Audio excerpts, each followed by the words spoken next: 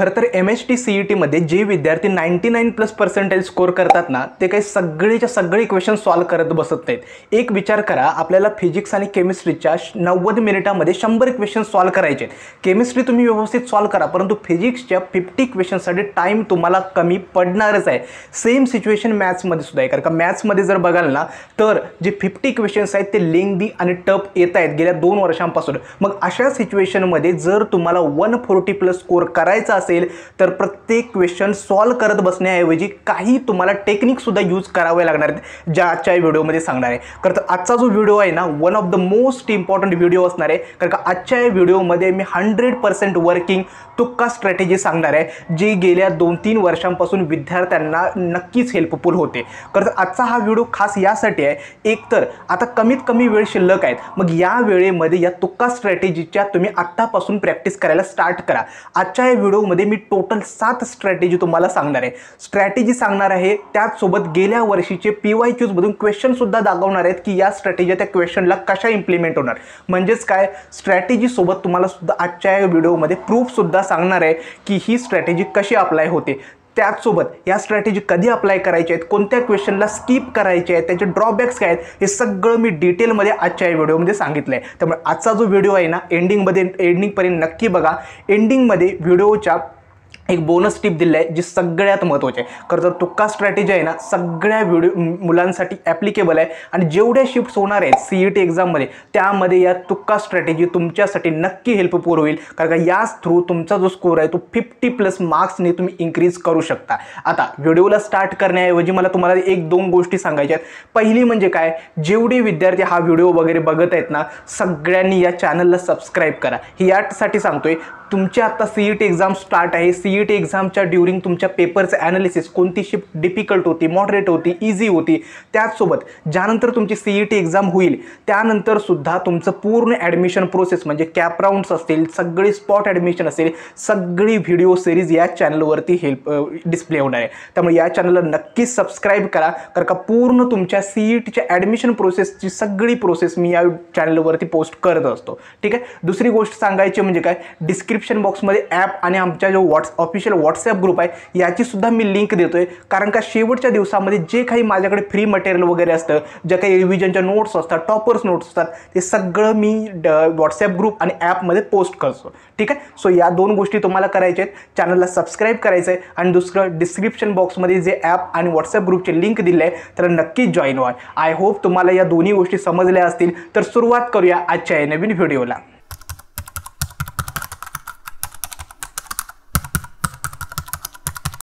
या ज्या तुक्का स्ट्रॅटेजी मी सांगणार आहे ना, या नक्कीच ॲप्लिकेबल आहेत, कारण का मी स्वतः फिजिक्स, केमिस्ट्री, मॅथमॅटिक्स या तिन्ही सब्जेक्टचे लास्ट इयर पेपर सगळे ॲनालाइज करूनच या स्ट्रॅटेजी तुम्हाला सांगितल्या आहेत आणि तुम्हाला त्या डिस्प्ले सुद्धा करणार आहे की कोणत्या क्वेश्चनला त्या ॲप्लिकेबल होतात। आता तुक्का स्ट्रॅटेजी कधी यूज करायची हे सगळ्यात महत्त्वाचं आहे, कारण का होतं असं, ज्यावेळी तुम्ही डायरेक्टली क्वेश्चन पेपर अटेम्प्ट करताय ॲक्च्युअल एक्झाममध्ये सुद्धा, त्यावेळी पहिल्याच क्वेश्चनपासून या तुक्का स्ट्रॅटेजी स्टार्ट करायचं नाही आहे। ठीक आहे। तर तुक्का स्ट्रॅटेजी कधी अप्लाय करायचं, पहिली गोष्ट म्हणजे काय, जे क्वेश्चन्स तुम्हाला जमतात, व्यवस्थित येतात, ते पहिल्यांदा 100% शुअर क्वेश्चन्स तुम्ही सॉल्व करायचे आहेत। ज्यांची जे क्वेश्चन्स तुम्हाला 80 to 100% सॉल्व होणारच आहेत, असे क्वेश्चन्स तुम्हाला आधी पहिल्यांदा अटेम्प्ट करायचे आणि नंतर एंडिंगला या तुक्का स्ट्रॅटेजी अप्लाय करायचे आहेत। आता सब्जेक्ट वाईज सांगायचं झालं, ज्यावेळी तुम्ही फिजिक्स आणि केमिस्ट्रीचा सेक्शन सॉल्व करणार आहात त्यावेळी तेव्हाच्या तेव्हा तुक्का स्ट्रॅटेजी अप्लाय करायचं आहे। असं नाही की मी एंडिंगला या तुक्का स्ट्रॅटेजी, कारण का फिजिक्स आणि केमिस्ट्रीला तुम्हाला वेळ खूप कमी मिळतो, एंडिंगला जाऊन या तुक्का स्ट्रॅटेजी ज्यावेळी अप्लाय करताना व्यवस्थित होतच नाहीत। म्हणजेच काय, उदाहरण सांगतो, ज्यावेळी आता सुरुवातीला तुम्ही 90 मिनिटांमध्ये केमिस्ट्री पहिल्यांदा अटेम्प्ट करतात, एखादा क्वेश्चन येत नसेल तेव्हाच्या तेव्हा तो तुक्का स्ट्रॅटेजीने अटेम्प्ट करायचा प्रयत्न करा आणि त्यानंतर पुढचा क्वेश्चन सॉल्व करा। उगाच मार्क फॉर रिव्ह्यू किंवा नंतर येऊन सॉल्व करतो असं फिजिक्स आणि केमिस्ट्रीला करायचं नाही आहे। सेम सिच्युएशन आहे फिजिक्सला, कारण का होतं असं, ज्यावेळी तुम्ही एखादा क्वेश्चन बघता आणि वाटतो की डिफिकल्ट आहे, परत जाऊन तो क्वेश्चन सोडून तुम्ही पुढच्या क्वेश्चनला जाता आणि परत मागे येऊन तो क्वेश्चन ज्यावेळी सॉल्व करायला जाता त्यावेळी सुरुवातीपासून सगळ्या गोष्टी तुम्हाला आठवायला लागतात। हे खूप डिफिकल्ट आहे, यासाठी तिथं तुमचा टाइम जाऊ शकतो। त्यामुळे फिजिक्स आणि केमिस्ट्रीमध्ये तुक्का स्ट्रॅटेजी तेव्हाच्या तेव्हा ज्यावेळी क्वेश्चन्स वाचताय तेव्हाच्या तेव्हा तो क्वेश्चन्स अटेम्प्ट करायचा प्रयत्न करायचा आहे। दुसरं आहे मॅथमॅटिक्ससाठी लक्षात ठेवायचं, तुक्का स्ट्रॅटेजी आहे एंडिंगमध्ये अप्लाय करायची। म्हणजे ज्यावेळी 90 मिनिटांमध्ये पेपर अटेम्प्ट करताय, सुरुवातीला काय करा, तर पहिल्यांदा जेवढे क्वेश्चन्स येतात ते सगळे अटेम्प्ट करा आणि एंडिंगला या तुक्का स्ट्रॅटेजी तुम्हाला अप्लाय करायची आहे. आय होप पहिला पॉईंट क्लिअर झाला असेल की तुक्का स्ट्रॅटेजी कधी अप्लाय करायची. स्टेप नंबर 2 काय आहे तर CETमध्ये काय आपल्याला निगेटिव्ह मार्किंग नाही आहे, त्यामुळे एकही क्वेश्चन कुणीही स्किप करायचं नाही. JEE मेन्ससारखं आपल्याला काय निगेटिव्ह मार्किंग नाही आहे इथं, ठीक आहे.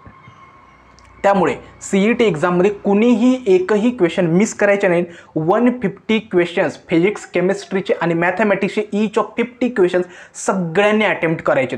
काही मुलांचा इश्यू काय होतो माहीत आहे, फिजिक्स आणि केमिस्ट्रीला वेळ कमी पडतो, आन्सर्स मार्क करायची सुद्धा राहून जातात, इतका वेळ कमी पडतो मुलांना. मग ते 8-10 क्वेश्चन जरी आपल्या हातून जरी सुटले त्यातले ॲटलिस्ट 1-2 क्वेश्चन तरी बरोबर नक्कीच येऊ शकतात ना. आणि हा विचार काढून टाका, 1-2 मुलांचे मला डाऊट्स काय आले होते की दादा मी सगळे 50 क्वेश्चन्स असतात फिजिक्समध्ये, मला काहीच नाही येत फिजिक्सचं, मी काय करतो 50 फिजिक्सचे 50 क्वेश्चन्सपैकी सगळ्यांना ए मार्क करत जातो, ज्यांची उत्तर ए आहेत ते ॲटलिस्ट बरोबर येतील. आता हा एक अप्रोच आहे, परंतु पॉसिबिलिटी आहे ना ती खूप कमी पण आहे, ठीक आहे. त्यामुळे स्टेप नंबर 2 काय, एकही चॅप्टर स्किप करायचा नाही आहे.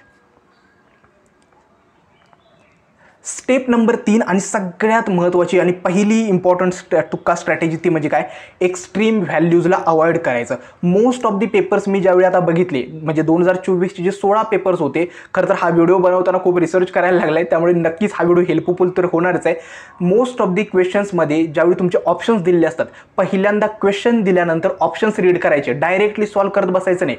ऑप्शन्स रीड केल्यानंतर बघाल तर ऑप्शन्समध्ये असे काही व्हॅल्यूज असतात त्या खूप एक्स्ट्रीम असतात, मग त्या एक्स्ट्रीम व्हॅल्यूज आपण इलिमिनेट करू शकतो. आता उदाहरणार्थ देखील मी काय केलंय तर लास्ट इयरचे 2 क्वेश्चन्स पिकअप केलेत. पहिला क्वेश्चन आहे ना 2 मे शिफ्ट 2च्या पेपरमधले हे 2 क्वेश्चन्स आहेत. पहिला क्वेश्चन जो 24 नंबरचा तुम्हाला दिसतोय, आता ऑप्शन्समध्ये जर बघाल तर सगळ्या ऑप्शन्समधल्या व्हॅल्यूजपैकी ज्या एक्स्ट्रीम व्हॅल्यूज आहेत 6 आणि 36 या एक्स्ट्रीम व्हॅल्यूज आहेत, आणि ज्या मिडल व्हॅल्यूज आहेत 12 आणि 24, तर अशा सिच्युएशनमध्ये काय करू शकता, ज्या एक्स्ट्रीम व्हॅल्यूज आहेत 6 आणि 36 त्या तुम्ही इलिमिनेट करू शकता. म्हणजेच काय, आपली ॲक्युरेट म्हणजे अचूक उत्तराकडे आपण जाण्याची जी ॲक्युरेसी आहे ती वाढू शकते तुमची, ठीक आहे. मग अशा सिच्युएशनमध्ये जर तुम्ही इलिमिनेट केलं तर करेक्ट आन्सर या क्वेश्चनचं आहे ते 12 आहे, मग इथं ते ॲप्लिकेबल होऊ शकतं. आता हे कधी यूज करायचं, ज्यावेळी तुम्हाला ते क्वेश्चनबद्दल काहीच माहीत नाही आहे, टोटली ब्लँक आहे, अशा वेळी ही टेक्निक यूज करू शकता. त्यानंतर दुसरा एक क्वेश्चन 25 नंबरचा त्याच पेपरमधला आहे, ज्याच्यामध्ये बघाल तर एक्स्ट्रीम व्हॅल्यूज आहेत त्या 5 आणि 35 तुम्ही इलिमिनेट करू शकता, आणि जे अचूक आन्सर आहे म्हणजे बरोबर उत्तर आहे ते आहे 25 मिली एम्पियर, ठीक आहे. आय होप तुम्हाला पहिली टेक्निक समजली असेल की ज्या एक्स्ट्रीम व्हॅल्यूज आहेत ऑप्शन्समधल्या त्या इलिमिनेट करू शकता. मात्र याचे ड्रॉबॅक काय आहे, काही क्वेश्चन्स असे आहेत ज्याच्यामध्ये ही टेक्निक यूज करत नाही, त्याचा ॲक्च्युअल आन्सरच म्हणजे ॲक्च्युअल आन्सरच जे होतं ना एक्स्ट्रीम व्हॅल्यू होती, ठीक आहे. सो केअरफुल अबाउट, जर तुम्हाला वाटत असेल की याचं आन्सर हे येतं तर तुमच्या जी मेथड आहे त्याच्यावरती विश्वास ठेवा. काहीच येत नसेल तर ही टेक्निक यूज करा, एक्स्ट्रीम व्हॅल्यूजला इलिमिनेट करा. आता पुढची टेक्निक सांगण्याआधी तुम्हाला एक गोष्ट सांगायची आहे, ती म्हणजे काय, आता लास्टचे मला वाटतं 10 ते 12 दिवस शिल्लक आहेत. मग या वेळेमध्ये बाळांनो ह्या ज्या आता मी टेक्निक सांगतोय म्हणजे तुक्का स्ट्रॅटेजी वगैरे ह्या तुम्हाला आत्तापासून अप्लाय कराव्या लागणार आहे. डायरेक्टली CET एक्झाममध्ये जाऊन अप्लाय करायला बसलाल तर आहे त्या स्कोरपासून अजून कमी याल. मग आत्ताच्या या स्टेजला या ज्या स्ट्रॅटेजी आहेत त्या आत्तापासून अप्लाय करण्यासाठी बाळांनो मॉक टेस्ट द्या. कारण का, मॉक टेस्टमध्ये जर या स्ट्रॅटेजी कशा इम्प्रूव्ह होतात म्हणजे कशा अटेम्प्ट करायचे हे समजलं तर ॲक्च्युअल CET एक्झाममध्ये तुमचा स्कोर व्यवस्थित येऊ शकतो. याचसाठी मी काय केलं आहे, आता मोजून 10 ते 12 दिवस शिल्लक आहेत, त्यामुळे आमच्या ज्या mega mock test series plus personal mentorship program आहे याच्यामध्ये आम्ही आजपासून ते ॲक्च्युअल एक्झामपर्यंत 50% ऑफ देतो आहे. म्हणजे जी प्राईस आहे ना ती खूप कमी रेंजमध्ये अराउंड 350 रुपीजमध्ये तुम्हाला टोटल 20 CETच्या फुल लेंथ टेस्ट आहेत. त्याच्यासोबत या लास्टच्या डेजमध्ये रिव्हिजन करण्यासाठी टॉपर्सचे सगळे फॉर्म्युला शीट्स आणि फिजिक्स केमिस्ट्री आणि मॅथमॅटिक्ससाठी रिव्हिजन करण्यासाठी फॉर्म्युला बुकसुद्धा दिलेले आहे, ठीक आहे. तर अराउंड मला वाटतं 350 किंवा 360 रुपीज प्राईस त्याची 50% ऑफ देऊन येते, ठीक आहे. नक्की एनरोल करा. पहिली गोष्ट म्हणजे काय, total 20 full syllabus as like actual exam interface याच्यासारख्या तुम्हाला टेस्ट मिळतात, इन्स्टंटली रिझल्ट कळतो, कोणते क्वेश्चन चुकीचे आहेत बरोबर आहेत हे सुद्धा सगळं कळतं. दुसरी गोष्ट म्हणजे काय, टॉपरचे फॉर्म्युला शीट्ससुद्धा तुम्हाला प्रोव्हाइड केले आहेत. तिसरं आहे रिव्हिजन बुक्स फिजिक्स केमिस्ट्री मॅथमॅटिक्सचे तुम्हाला दिलेले आहेत. त्याच्यानंतर पर्सनल मेंटरशिप प्रोग्राम आहे ज्याच्यामध्ये तुम्ही तुम्ही डायरेक्टली पर्सनली माझ्याशी कॉन्टॅक्ट करू शकता आणि मी पर्सनली विद्यार्थ्यांना गाईड करत असतो. त्यामुळे ज्या मुलांना एनरोल करायचं आहे ना, डिस्क्रिप्शन बॉक्समध्ये ॲपची लिंक दिली आहे, त्याच्यामध्ये नक्की एनरोल करा. तुमच्या आत्ताच्या स्कोरवरून तुमचा स्कोर ॲक्च्युअल एक्झाममध्ये बूस्ट करण्यासाठी हा प्रोग्राम नक्कीच हेल्पफुल होते. मी प्रत्येक व्हिडिओमध्ये यासाठी सांगतोय कारण का मला माहीत आहे ज्या टेस्ट आणि मेंटरशिप प्रोग्राम आहे याचा नक्कीच बेनिफिट होतोय. कारण का रिझल्ट्स आहेत ना, आमच्या टेस्ट सिरीजची जी मुलं आहेत त्यांचे रिझल्ट्स मी बघतोय. लिटरली मुलांचे ज्यांचे सुरुवातीच्या मॉक टेस्टमध्ये 70 स्कोर येत होते त्यांचे आता 100च्या अराउंड स्कोर इम्प्रूव्ह झालेले आहेत. त्यामुळे ज्या मुलांना एनरोल करायचं आहे ना, 50% आम्ही ऑफ दिलेलं आहे, त्यांनी नक्की एनरोल करा. कारण का तुक्का स्ट्रॅटेजी कधी अप्लाय होणार आहेत त्या आत्तापासून या मॉक टेस्ट सिरीजमध्ये अप्लाय केलात तरच त्या तुक्का स्ट्रॅटेजी फायनल एक्झाम्समध्ये सुद्धा तुम्हाला हेल्पफुल होणार आहेत. ठीक आहे. आता पुढची स्टेप आहे ती म्हणजे काय, कम्प्लिटली डिफरंट ऑप्शन्स किंवा एक्स्ट्रीम व्हॅल्यूज असतात ना त्यांना रिजेक्ट करायचं. हे म्हणजे काय, आता उदाहरणात सांगतो. एक तर मी मागच्या स्टेजमध्ये काय सांगितलं की 2 ऑप्शन्स असे असतात ज्या एक्स्ट्रीम असतात आणि 2 असतात ते मिडल असतात. मग एक्स्ट्रीमला इलिमिनेट करा आणि मिडलला प्रेफर करा. याच्यामध्ये काय असतं, जनरली ज्यावेळी तुम्ही आता क्वेश्चन्स वाचाल आणि ऑप्शन्स वाचता, अशी एक व्हॅल्यू असते ना जी खूप एक्स्ट्रीम असते. म्हणजेच काय, आपल्याला ऑप्शन्स भेटत नाहीत म्हणून ते directly eliminate extreme values put केलेली असते. मग अशा कंडिशनमध्ये ज्यावेळी तुम्ही क्वेश्चन्स वाचता, ऑप्शन्स वाचता, एक जी व्हॅल्यू असते ज्याची खूप एक्स्ट्रीम असते, ज्याचा काही संबंधच नाही, ती तुम्ही डायरेक्टली रिजेक्ट करू शकता.